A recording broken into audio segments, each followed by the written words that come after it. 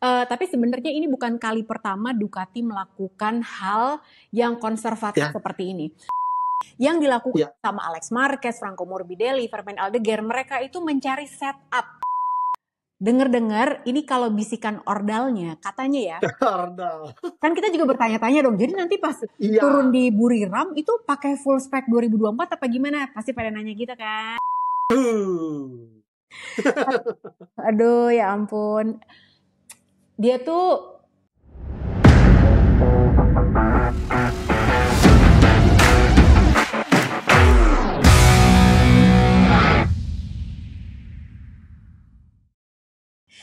hai. Kembali lagi di sini di Pedok Talk tentunya bersama Joni Lono Mulia dan aku Lucy Wiryono. Oh, Iya, masih kayak di TV gak sih kalau aku? Masih ya? masih. Enggak 3 jam, lebih variatif kok. Asli. Kalau Cuman karena aku lama barunya tuh Lucy, jadi ya feel-nya tidak jauh berbeda gitu loh. langsung klik gitu kan kita ya. Oke, nah tentunya Pedocruz sudah banyak sekali pertanyaan karena sudah Betul. dikonfirmasi bahwa akhirnya tim Ducati Lenovo, tim Ducati pabrikan menggunakan mesin GP24, mesin 2024, tidak menggunakan 2025. Jadi kalau aku boleh menceritakan sedikit kenapa akhirnya dipilih 2024. Sebetulnya karena kalau kita pikir-pikir nih ya Mas Joni, waktu tuh sempit banget. Mulai dari Betul. Buriram Test sampai nanti nih race pertama tanggal 28 Februari itu mepet Iya, banget. betul. Nggak ada waktu Setuju. buat ngembangin, nggak ada waktu buat nguji juga gitu. Sementara Betul. mesin yang harus dimasukkan nih, yang harus di engine freeze, itu harus dipakai 2 tahun. Jadi kalau Iya, misalnya belum teruji, ngambil resiko gitu. Sementara betul. kalau kita lihat kompetitor yang lain yang paling dekat sama Ducati, kalau kita lihat dari sistem konsesi itu adalah KTM sama Aprilia. Aprilia dan KTM. Betul. Betul. Nah itu pun gapnya masih jauh juga sama Ducati. Makanya Betul. daripada Ducati berjudi dalam tanda kutip gitu, Ya, daripada mereka jadi daripada mereka bertaruh, jadi mendingan ya udah yang aman aja. Apalagi ternyata kekurangan dari GP25 ini adalah mesinnya tuh engine brake-nya masih kalah sama betul. mesin Si 2024.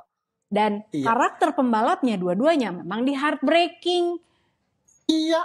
Betul kan? Betul. Nah, jadi emang ya udah kita pilih yang udah aman aja lah gitu. Dan sekarang Mas Joni boleh jelasin nggak artinya apa dengan adanya mesin 2024 yang sudah dikonfirmasi dipakai sama Ducati selama 3 musim loh Iya. ya, ini berarti ya Betul. 2024, 2025 dan 2026. Nah, artinya nih rider-rider yang pakai mesin GP24, Alex Marquez, Fermin Aldeguer, Franco Morbidelli, sama dong sama kayak Pecco Mark sama Fabio Di Gia, sama atau sebenarnya beda? Karena kan statusnya aja udah beda ya. Jadi kalau kita bilang sebenarnya satu mungkin aku tambahkan soal istilahnya handicap. Kenapa Ducati akhirnya memilih 24 mesin yang tahun 24 ketimbang 25 selain waktu yang pendek juga ini Jeng. Konsesi dia Jeng sangat-sangat membuat dia istilahnya benar-benar terkekang, tidak bisa istilahnya uji coba, private juga terbatas. Jadi dengan kemarin total dominasi 2 musim terakhir ini membuat konsesi dia alih-alih jadi semakin kesulitan untuk melakukan riset. Berbeda dengan tahun lalu masih istilahnya ya Piro masih bisa jajal ikut wildcard, jadi bisa ketahuan. Jadi benar, oh mesinnya ada peningkatan. Nah kemarin kan pure, benar-benar Piro hanya menjajal tes secara private sendiri di track yang notabene mungkin track yang memang istilahnya bukan track yang mewakili sirkuit MotoGP. Nah akhirnya sebenarnya kan kemarin tuh di Buriram awal tuh makanya tidak terlalu banyak ini, semua mesin itu semua disamakan Jeng. Makanya dimintai pendapatnya Morbidelli semua tuh dari mulai yang 3 satelit dan juga ini kalau di Gian Antonio kan karena tidak ada jadi tidak terlalu ini.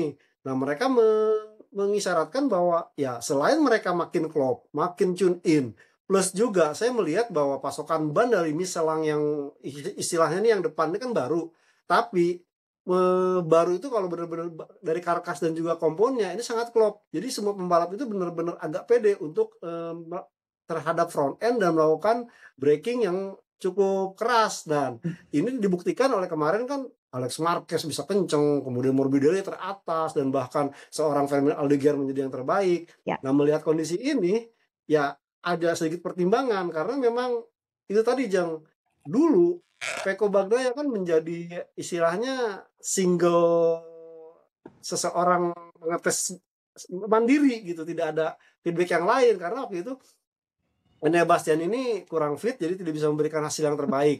Nah, sekarang kan hadir seorang Marc Marquez yang notabene dia jauh lebih berpengalaman, dan juga memang dia sangat menginginkan front end yang cukup bagus, dan setelah dia berpengalaman di GP yang versi lebih lama dimasukkan ke yang 25, dia benar-benar merasakan perbedaannya. Dan bahkan uniknya sampai seorang Peko Bagnaia kan luar biasa kagum bahwa selama ini kan dia tidak punya tandem yang bisa memberikan feedback yang istilahnya sealiran, searah, senada gitu. Nah, dari sini akhirnya diputuskan bahwa mereka tidak menggunakan mesin loh ya, mesin yang tahun 2005. Tetapi untuk sasis kemungkinan masih akan diuji coba, Jeng. Ya. Karena kan kalau sasis kan tidak ada istilahnya, tidak ada freeze-freezan seperti mesin ini. Yap. Nah, makanya kemarin unik nih, yang kemudian kita tahu di Buriram, ternyata Ducati pun melakukan inovasi, terutama di bagian bokong belakangnya tuh agak sedikit sayap tegak, ya, tapi benar-benar nggak kentara. Nah, disinilah yang akhirnya seorang Marc Marquez bilang sebenarnya lebih enak, cuman ini mengubah istilahnya geometri motornya, mesti harus istilahnya dilakukan uji coba lagi. Tapi untuk mesin sepertinya dia setuju dengan apa yang diungkapkan oleh Peko. Peko kan kemarin dengan 24 itu menangnya luar biasa, tapi problemnya waktu itu adalah memang di front end, Jeng. Jadi kadang-kadang tuh tidak klop, kadang-kadang agak sedikit ceter, yang mengakibatkan kemarin tuh Peko Bagnaia kehilangan poin, kehilangan kemenangan akibat low side. Betul. Jadi mudah-mudahan nih dengan Michelin yang baru, kemudian dipadu dengan istilahnya, sebenarnya kalau pamannya boleh ngambil kata Paolo Ciabatti ini Ducati Desmo CDC hybrid, Jeng. Iya. Jadi sasisnya masih bisa diubah 25, mesin 24. Nah, ini yang mungkin nanti akan membedakan dengan tim satelit, Jeng. Mungkin 3 orang ini tetap pakai mesin yang Desmo CDC 24, tapi sasisnya mungkin yang terbaru. Sementara mungkin Alex Marquez, Franco Morbidelli, atau Fermin Aldeguer plek-ketiplek mesinnya atau sasisnya yang 24 tahun lalu. Itu sih yang mungkin perbedaannya. Sebetulnya kan kita udah pernah bahas juga ya. Jadi yang dilakukan sama Alex Marquez, Franco Morbidelli, Fermin Aldeguer, mereka itu mencari setup.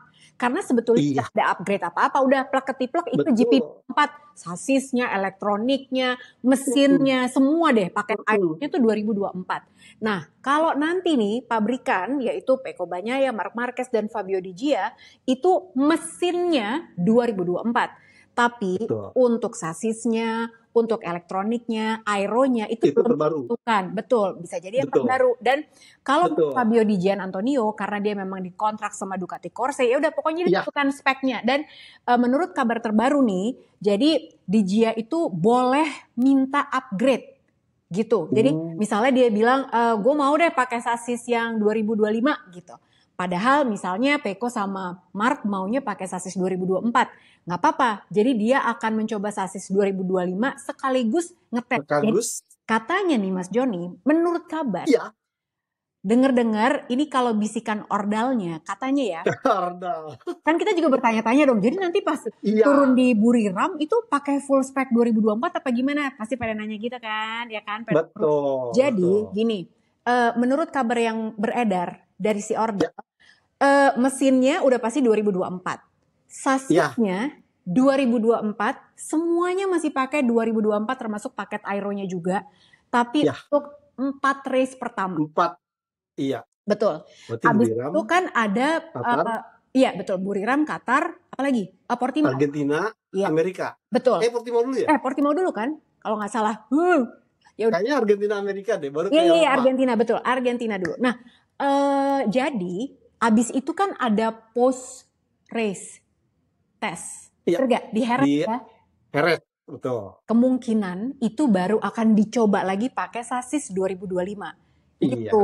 Jadi untuk 4 race pertama itu akan dipakai full 2024. Itu kabarnya begitu, guys. 2024. Jadi Thailand, Argentina, USA dan Qatar. Qatarnya baru bulan April, Mas Joni.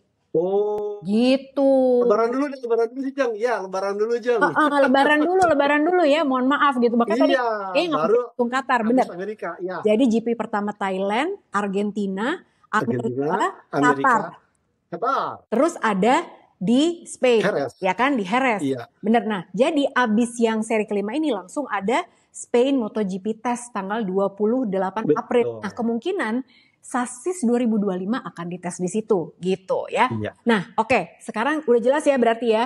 Tapi sebenarnya ini bukan kali pertama Ducati melakukan hal yang konservatif Ya. seperti ini. Kita ingat Betul. kalau yang udah subscribe Pedok Talk dari zaman baheula udah tahu, Iya. kita udah pernah bahas GP 2021 sama GP 2022, betul? Betul. Nah, waktu itu Pecco Bagnaia merasa kerepotan dengan GP 22 karena dia bilang, Betul. ini kenapa sih terlalu drastis pengembangannya, aku jadi bingung katanya, ya kan? Iya. Betul. Sampai akhirnya keluarlah GP 21 Hybrid. Betul? Nah, betul. waktu itu ribetnya teman-teman, nih kalau belum tahu kita ceritain dikit ya Mas Joni ya. Siap, betul. Yang bikin ribet adalah, jadi karena Pecco prefer untuk pakai GP21 Hybrid, persis nih kejadiannya sama kayak sekarang. Iya.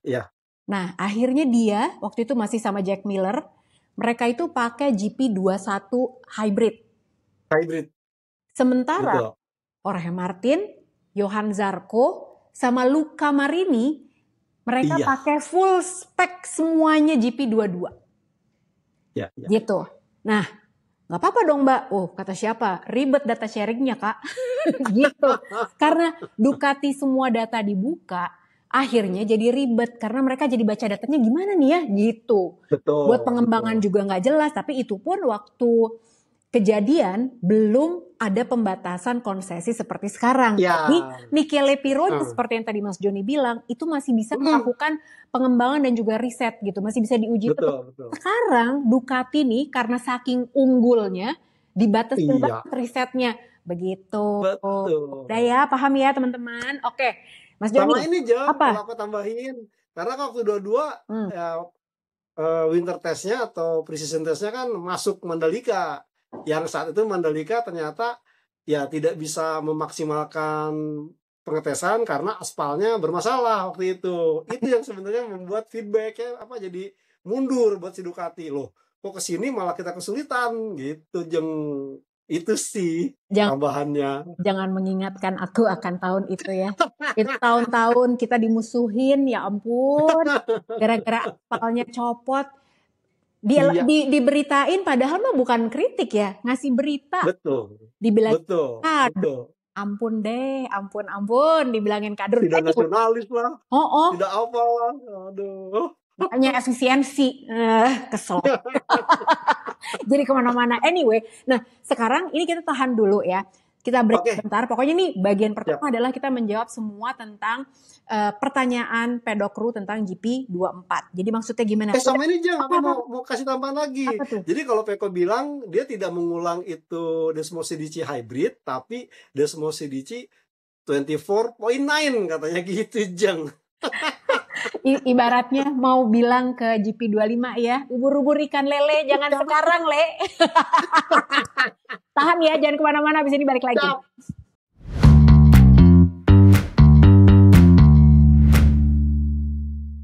Pre-season test udah selesai semua, tanggal 28 Februari, gila ya, ini tuh jadwal tuh gila banget loh. Mepet dan capek.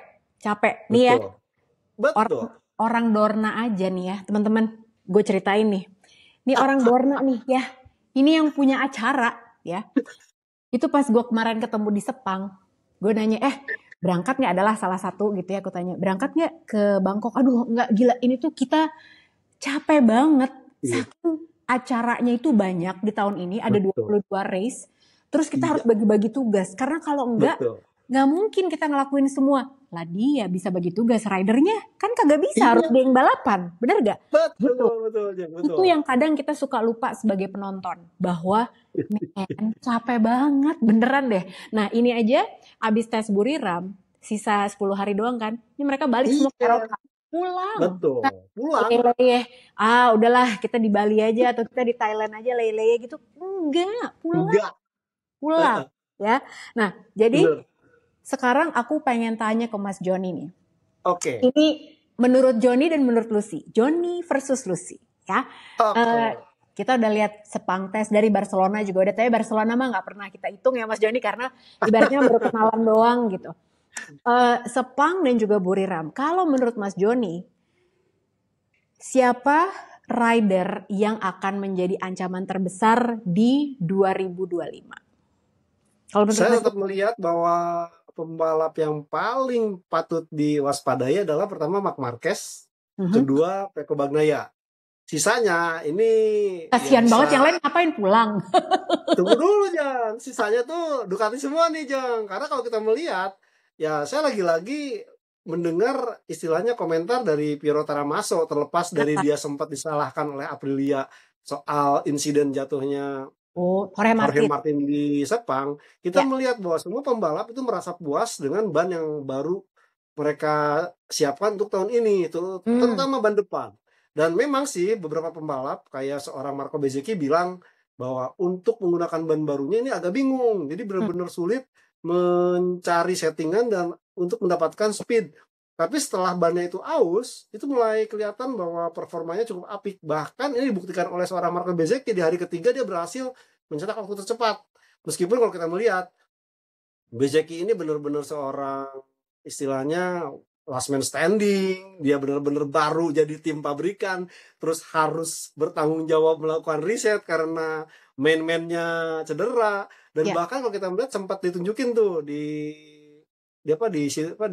Instagramnya Bezzecchi, di Instagramnya Aprilia, bagaimana tangannya itu sampai kapalan, Jeng, karena Iya, memang Aprilia ini totally physical demanding, bener apa kata seorang Maverick Vinales. Cuman Bezzecchi sadar bahwa dia nggak mungkin ngomong seperti apa yang diutarakan Maverick Vinales di Aprilia. Makanya saya sangat salut dengan Bezzecchi, dia mampu istilahnya menjalankan tugas dengan sangat sempurna, meskipun dia sadar bahwa awalnya bingung, karena apa? Plotnya kan bukan saya, plotnya itu Jorge Martin coba, baru saya yang istilahnya mengikuti. Ini cocok kan nih dengan karakter saya, tapi ini kan ya mau nggak mau saya harus menjalankan.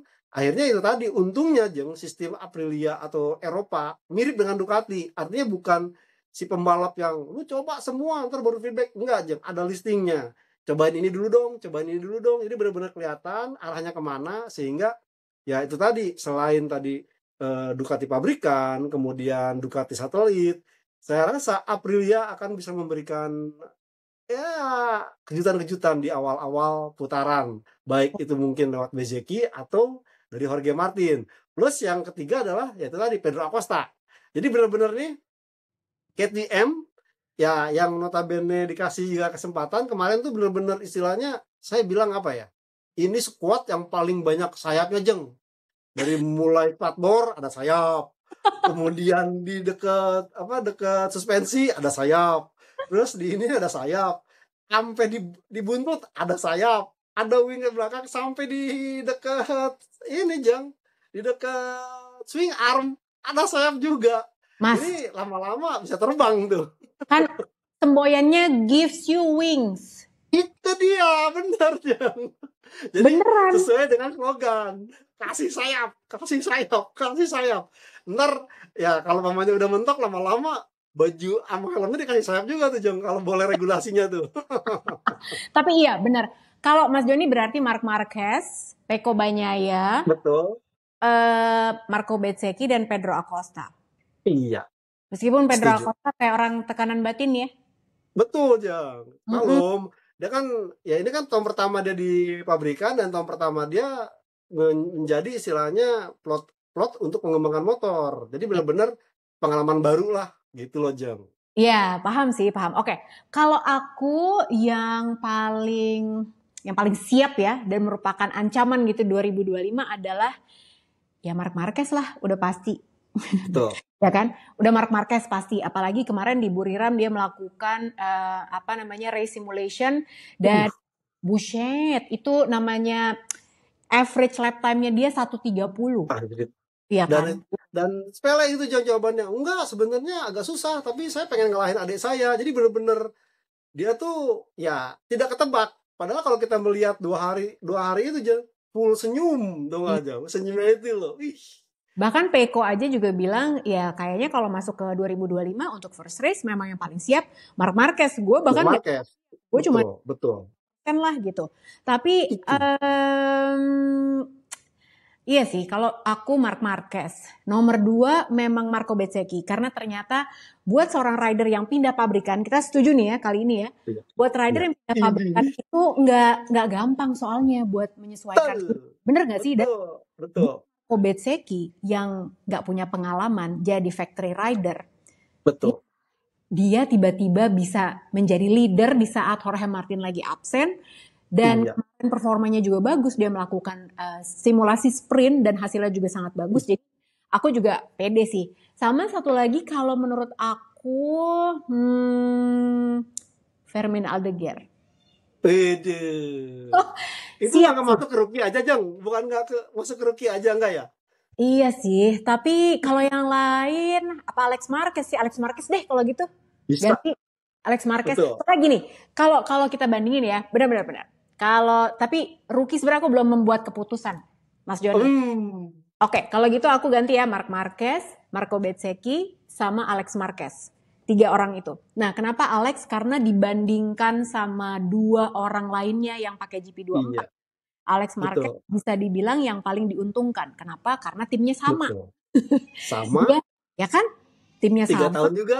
Udah tahun ketiga, Jang. Minimal udah kenal gitu loh. Benar. Kalau Franco Morbidelli tuh ya memang ini adalah keluarga dia juga, keluarga VR46 gitu ya.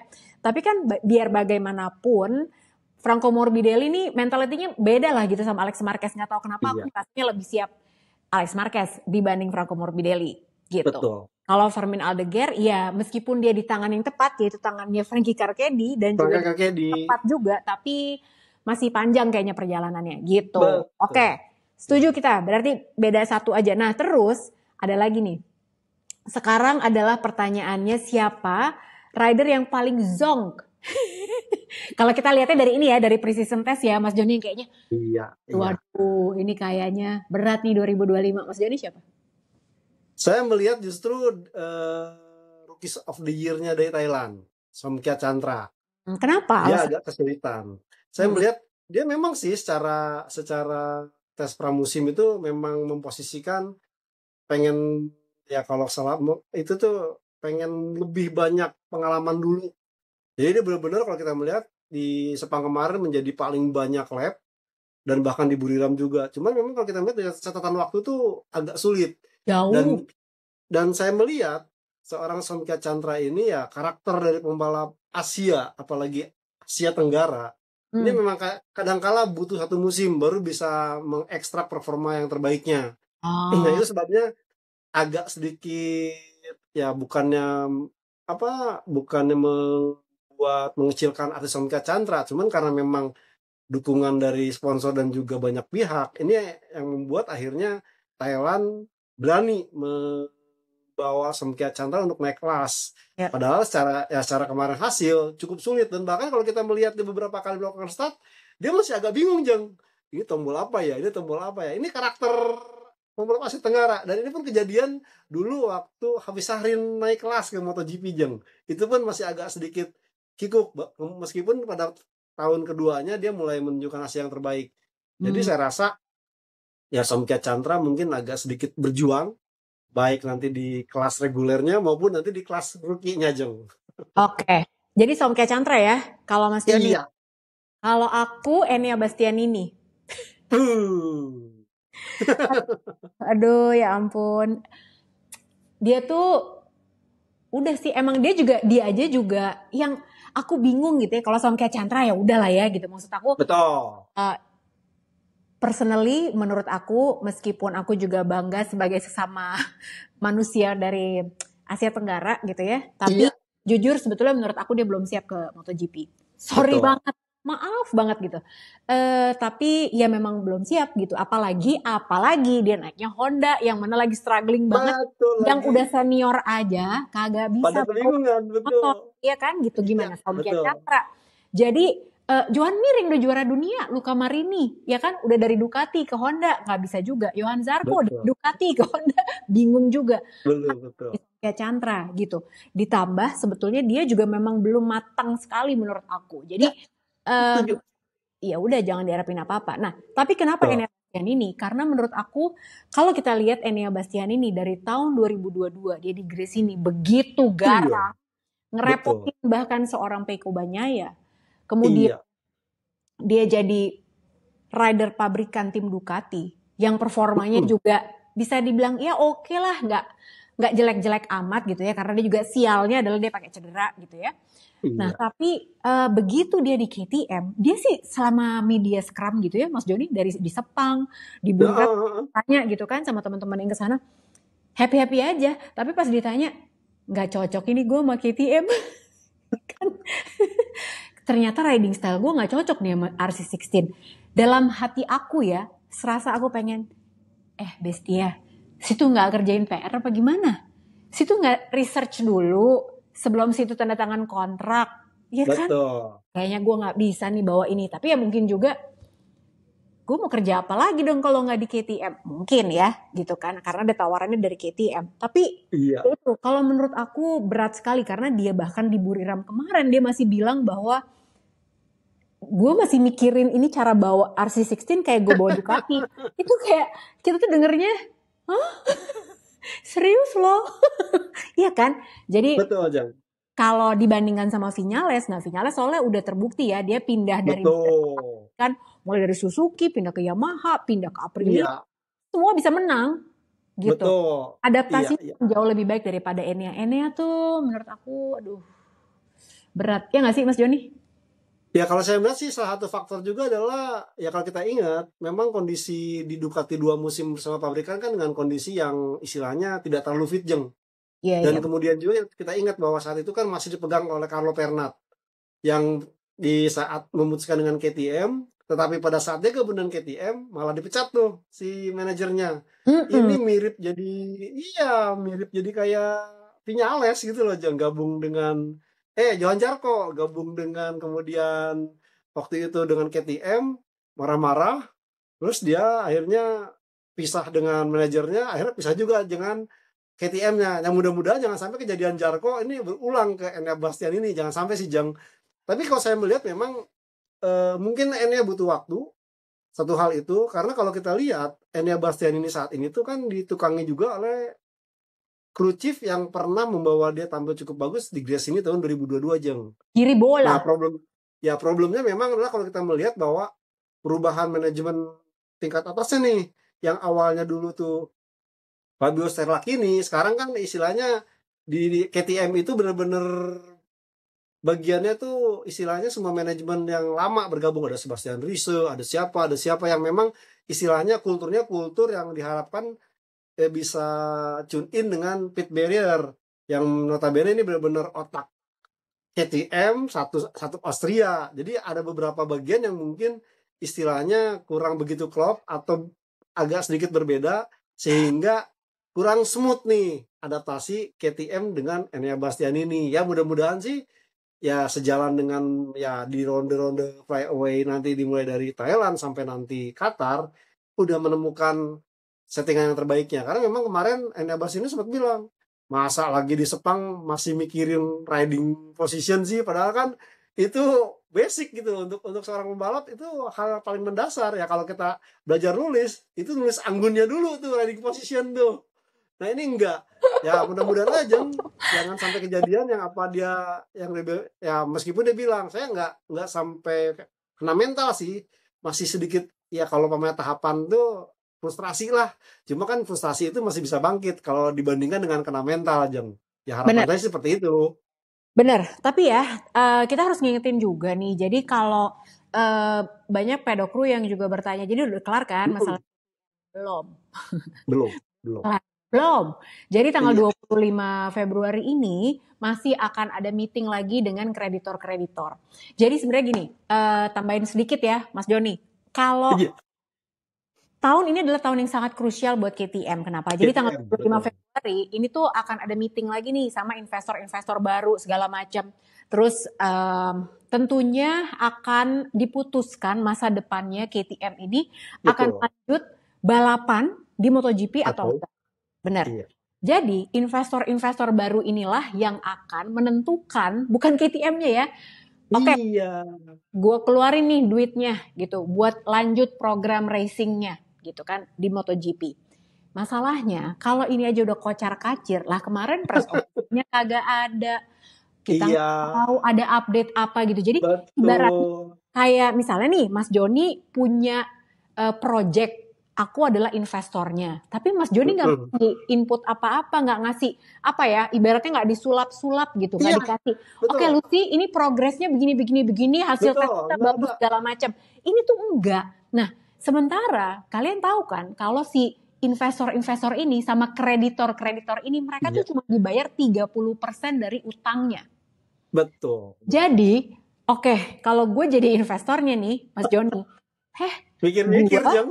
lu utang sama gue cuman dibalikin Heeh. gue 30%. Berarti Betul. 70% lu masih utang nih sama gue. Iya.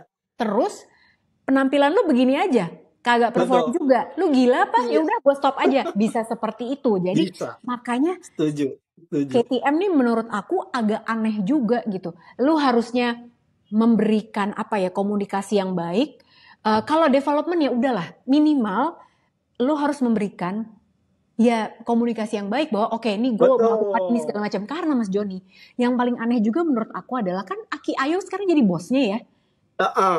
Dia tuh udah bilang loh, keep it simple, karena cara kerjanya KTM dari tahun ke tahun itu ribet Iya. guys. Semuanya Betul. dicobain. Jadi setiap kali Iya. testing tuh 2024 semua kita coba nih barang-barangnya Betul. 2024. Terus Itu. 2025 dicobain lagi semuanya. Jadi banyak banget partsnya. Padahal Aki Ayo udah bilang boleh nggak disimpelin aja. Ternyata masih Betul. kejadian hal yang sama. Sampai kita aja juga, KTM maunya apa sih? Ya kan? Kita aja ngeliatin nggak tahu lu nyobain apa sih sebenarnya. Saking udah Makanya banyaknya saya kombinasi. melihat karena background pit bearer itu bukan dari road racing atau balapan aspal, Iya. Jeng. Dia berasal Off-road. dari motor off-road. Nah, kita tahu emang historical dari KTM ini untuk off-roadnya udah luar biasa. Berbagai macam titel juara dunia dia rebut. Dan bahkan Dakar berkali-kali. Nah, dari semangat dan filosofi kemenangan di off-road ini coba diaplikasikan di balapan MotoGP yang awalnya semangat dari KTM ini ingin menjadi motor yang bisa dipakai oleh banyak squad satelit. Ini Ya. cuan karena ini metode yang mereka gunakan di off-road. Mm-mm. Makanya dia tidak muluk-muluk ingin mengadopsi teknologi yang sangat canggih yang dipakai Ya. Ducati atau apa. Hmm. Cuman itu tadi, kemenangan tidak kunjung datang. Akhirnya gak masuklah pit bearer. Dia melihat mana nih tim yang paling kinclong, Ducati dia contek. Sampai orangnya dia bedol desa, meskipun sampai akhirnya ya karena beda karakter. Ya kalau kita tahu Ducati dengan segala macam teknologinya diaplikasikan ke istilahnya production massal yang memang ini menjadi andalan untuk jualan. Artinya meskipun di MotoGP menyedot banyak anggaran, jualannya bagus. Nah, KTM ini yang nggak mungkin kan teknologi MotoGP dikembangkan di off-road itu tidak berhasil. Padahal memang kemarin tuh rencananya selain di MotoGP mereka mau mengembangkan motor massal.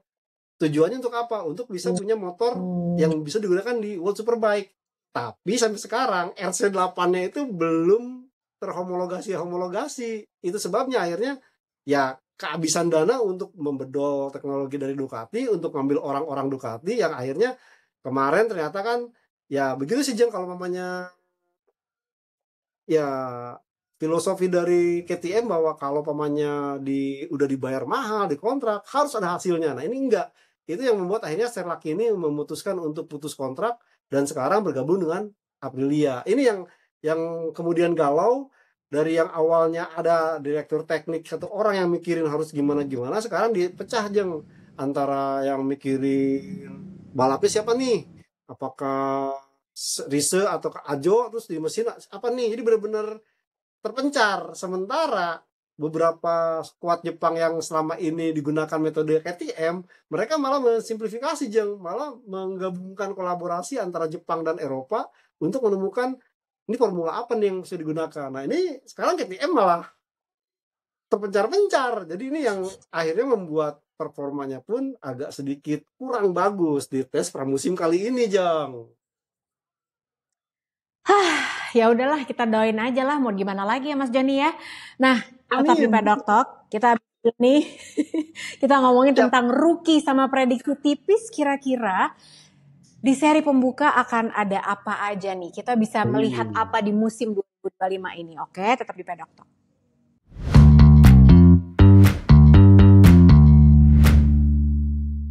Ini adalah bagian terakhir dari episode hari ini, teman-teman. Jangan lupa kita juga punya pedoktalk.net. Jadi kalau misalnya mau baca beritanya, kadang aku juga suka bingung ya kalau aku bikin konten di TikTok, di Reels Instagram udah ada judulnya, tapi kok masih banyak yang tanya. Kayaknya berat gitu untuk nge-scrolling, ini udah pernah dibahas belum ya gitu, padahal nge-scroll. Iya. Tapi ya kalau Betul.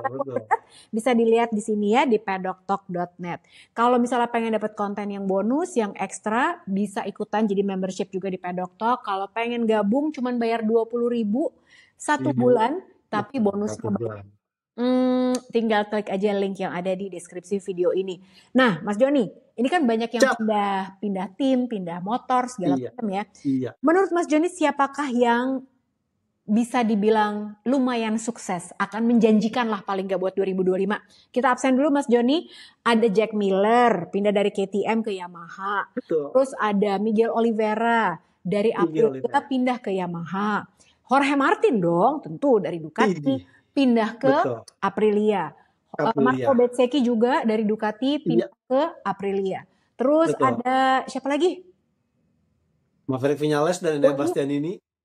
Jadi ada 6. Betul. Iya. Maverick Viñales dari Aprilia pindah ke KTM, Enea Bastianini dari Ducati pindah ke KTM. Ada 6 ya. Ada 6. 6. Ada 6. Gimana sih katanya pinter. Oke. Ada 6 rider ya yang pindah motor gitu. Berganti pabrikan. Menurut Mas Joni siapa di antara 6 rider ini yang lumayan menjanjikan kepindahannya? Jorge Martin cedera, kesel deh. Itu, makanya jadi saya turunkan ke posisi paling buncit. Karena kan dia harus mengatasi cederanya dulu. Yang paling sukses justru saya melihat adalah Marco Bezzecchi. Kemudian tentunya Jack Miller dan Miguel Oliveira. Baru nih Maverick Viñales dan Enea Bastianini. Terakhir ada Jorge Martin. Itu Jang. Tapi ya meskipun begitu kita harus memberikan apresiasi untuk Salvador yang bekerja keras kemarin untuk betul. Dia nggak ngasih setup ya untuk Jorge Martin karena itu tugasnya Jorge Martin, dia nggak bisa bikin setup. Tapi paling nggak dia memberikan base-nya, dia memberikan dasar bekerja jadi supaya Jorge Martin pas datang di free practice 1, nah di Bukit dia lumayan terbantu meskipun ya nggak tahu juga sih ya. Nah, kalau secara keseluruhan, aku juga setuju sih sama Mas Joni, kayaknya Bezzecchi bisa bilang yang terbaik gitu ya. Dan meskipun Jack Miller juga, berarti Yamaha tuh apa DNA-nya masih begitu ya Mas Joni? Kan dulu kita tahu bahwa Yamaha adalah motor yang gampang dalam tanda kutip. Gampang. Karena MotoGP nggak ada yang gampang sebenarnya. Tapi Yamaha itu adalah Yamaha M1 motor yang rider friendly gitu. Ya. Betul. Apa masih kayak gitu? Karena Jack Miller tuh memuji banget, wah gila front end-nya enak banget, apa segala macam gitu. Dia beradaptasinya cepet loh. Saya justru melihat dari lagi-lagi singgungannya adalah dengan ban Michelin yang baru yang ban depan ini nih. Ini membuat semua pembalap itu mulai muncul rasa percaya dirinya karena ternyata front end-nya nih lebih enak. Ini kalau namanya pembalap kan hampir semua rata-rata tuh bener-bener kalau dapat front end ini udah dapat pegangannya, jadi bisa lebih pede bener. Perkara entar urusannya mungkin urusan bagian belakang atau apa itu nanti. Nah ini yang sepertinya muncul di diri seorang Jack Miller, Marco Bezzecchi dan juga saya melihat Miguel Oliveira, karena Miguel Oliveira memang sebenarnya di Sepang bagus, tapi memang agak kesulitan di Buriram kemarin. Nah, sementara untuk yang Maverick Vinales ini memang dari awal udah sangat menyenangkan sekali, karena ini benar-benar motor yang dia cari, bukan motor yang menuntut fisik. Nah, mungkin Enea Bastian ini nih yang perlu menunggu atau butuh race lagi di saatnya. Kadang-kadang kan Bastian ini emang tidak terlalu bagus di saat pre-season, tapi tiba-tiba di balapan dia udah menemukan segala macam yang sebenarnya kemarin pertanyaan ketinggalan. terakhir Itu adalah saya lihat kalau aja. menurut Mas Joni di seri pembuka di Buriram akan terjadi apa? Atau secara keseluruhan lah 2025 nih persaingannya gimana? Apakah seperti katanya Marc Marquez di mana ya pokoknya 2025 kalau yang menang tuh kalau nggak Peko ya gua ganti-gantian aja, kata Marquez kan gitu. Kalau kata Mas Joni gimana? Apakah soalnya gini, ini menarik loh. Memang sebetulnya skuad terkuat kalau kata Mas Joni di grid adalah Lenovo ya kan? Ducati. Gila, iya. Peko Bagnaia sama Marc Marquez gitu. Tapi aku tuh tadi dengerin podcastnya The Race juga. Mereka juga bikin prediksi berani 2025. Terus Patterson bilang menurut gue tahun ini tidak akan didominasi sama Ducati. Hah, gue juga yang bener. Orang GP24 bagus semua ya kan gitu. Iya. Betul. Gila, ini semua GP24 tuh pasti akan gila-gilaan loh. Bahkan mungkin aku memprediksi Franco Morbidelli aja bisa podium kali gitu. Iya, nah, betul. Kalau Mas Joni ngelihatnya apakah masih akan didominasi oleh Ducati atau sebetulnya ada yang mengancam selain Ducati? Saya sih melihat kalau umpamanya sprint mungkin masih akan jadi dominasi Spanyard ya. Kalau enggak seorang Marc Marquez yang kemarin simulasi cukup bagus, mungkin Alex Marquez yang mudah-mudahan sih bisa catch up dari Jorge Martin. Nah, sementara untuk main race saya masih melihat ini ya Peko Bagnaia masih bisa, kemudian akan ada pembalap-pembalap di bawahnya itu yang mungkin dari GP24 bisa Marc Marquez, bisa Alex Marquez, bahkan ini seperti yang Jeng bilang Franco Morbidelli. Ya syukur-syukur si Fabio Di Giannantonio yang sempat saya gadang-gadang kan dia Kingslayer gitu karena menggunakan motor GP25 yang benar-benar yang apa istilahnya nih mau tidak mau motornya identik dengan Peko Bagnaia dan juga seorang Marc Marquez. Nah, yang lainnya sih saya mungkin baru akan melihat nanti di ronde Jerez atau Eropa Jeng. Baru mereka bisa mengimbangi, terutama mungkin ya paling saya lihat Aprilia, kemungkinan juga mungkin ya Yamaha akan memberi kejutan, Honda paling nanti di paruh musim kedua. Nah, tinggal KTM nih. Saya KTM melihat di sirkuit-sirkuit yang benar-benar mengandalkan top speed, mungkin bisa di Austin, nanti di Red Bull Ring, atau mungkin di sirkuit baru. Jadi saya melihat tetap ada keseimbangan itu, tapi memang mayoritas ya istilah Jeng sih mungkin semi-semi Ducati Cup lah gitu Jeng. Baru nanti paruh musim kedua nih akan ada kejutan-kejutan lain. Itu Jeng. Oke, berarti ya masih Ducati lah ya gitu. Nah sebenarnya masih ada satu hal yang pengen aku omongin gitu. Jadi tapi minggu depan aja gitu. Karena sebenarnya gini, meskipun kita semua berpikir bahwa Ducati itu kayaknya nggak ada kekurangannya, kata siapa? Ada kekurangannya, mereka startnya jelek ya. Jadi mereka tuh kalau start udah kerepotan loh dari tahun 2024 kemarin, ya kan? Nah kemarin waktu di Sepang, aku juga nonton kan gitu practice startnya. Marc Marquez jelek, Peko Bagnaia jelek. Kemarin di Buriram, Fermin Aldeguer nge-shot. Iya, sampai nyaris nabrak Alex Marquez. Betul. Jadi emang Ducati itu ya kan tidak ada yang sempurna ya. Kekurangannya adalah di clutch di saat lagi start gitu. Nah sementara kalau KTM memang startnya bagus banget. Kalau katanya Maverick Vinales gila udah kayak roket. Dia bilang gitu, gue suka banget katanya gitu. Nah apa yang menjadi masalah minggu depan? Makanya subscribe, di like dan juga di share konten ini. Oke. Jangan lupa jadi members juga. Apa kita bahasnya di members aja ya. Nanti aku pikirin pokoknya. Oke. Nah Mas Joni terima kasih banyak. Sama-sama Jeng. Kita akan bertemu lagi minggu depan insya Allah gitu ya. Jangan lupa nih teman-teman, pokoknya diajakin teman-teman yang lain buat subscribe, buat like dan juga di share komennya gitu ya. Aduh deg-degan ya Mas Joni. Tadi dulu sebelum kita udahan, dari 22 seri di musim ini menurut Mas Joni akan kejadian semua atau mungkin ada yang dibatalin juga kayak tahun lalu? Feeling saya sih 22 ini opsional, Jeng. Tetap akan ada mungkin ya istilahnya kata tuh biar aman dibikin 22. Tapi sebenarnya ya realistis tuh 20. 20 aja dah. Itu, Jeng. Saya melihatnya seperti itu, Jeng. Mana yang paling menurut Mas Joni? Coba ya, gue absen dulu. Mana yang paling beresiko untuk batal nih, Mas Joni? Kita mulai ya dari 28 Februari 2 Maret itu adalah di Thailand ya, di Buriram, Argentina, Amerika, Circuit of the Americas, Qatar, di Jerez, kemudian di Le Mans, ya kan? Le Mans, terus betul. di Silverstone, Aragon, terus ada di Italia nih mana nih? Bentar, sirkuitnya adalah Mugello. Mugello, betul. Mugello Iya. tanggal 22 Juni, terus Assen Iya, di Jerman, ya kan? betul. Sachsenring. Nah, di Czech. Menurut Mas Joni jadi apa nggak nih? Brno. Ini Brno pasti jadi, Jeng. Jadi ya? Pasti jadi, Jeng. Oke, Iya. Brno jadi. Terus Austria, Red Bull Ring. Nah, ini Betul. dia nih. Balaton Park. Nah, itu, Jeng. Oh, atau Masih enggak nih belum Mas Joni? ada, istilahnya meskipun kemarin kan soundingnya katanya bencana banjir kan. Iya. Tapi tidak ada update apakah udah dihomologasi apa belum. Sebenarnya kan intinya homologasi aja dulu gitu loh. Yang Mas Joni bilang kagak ada hotelnya, itu kan?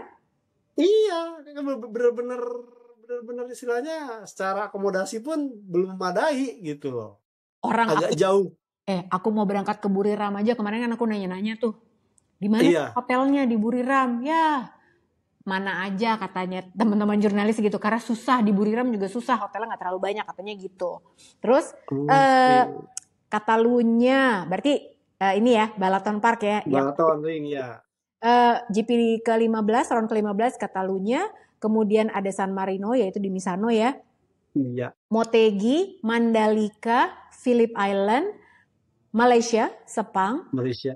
Iya. Terus ada Portugal sama Valencia. Berarti udah dong Algarve sama Valencia. Berarti cuma satu nih Mas Joni paling yang dibatalin. Ya, Park. at least kan ya ada penambahan aja.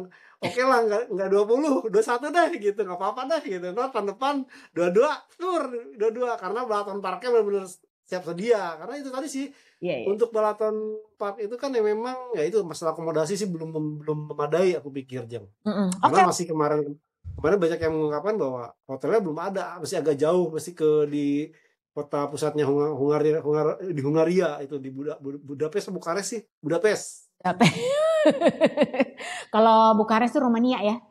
Iya, betul. Kurang emang pengetahuan geografi kita. Baiklah, terima kasih banyak Mas Joni. Kita ketemu lagi minggu depan. Sampai ketemu lagi pada kru. Terima kasih banyak. Bye.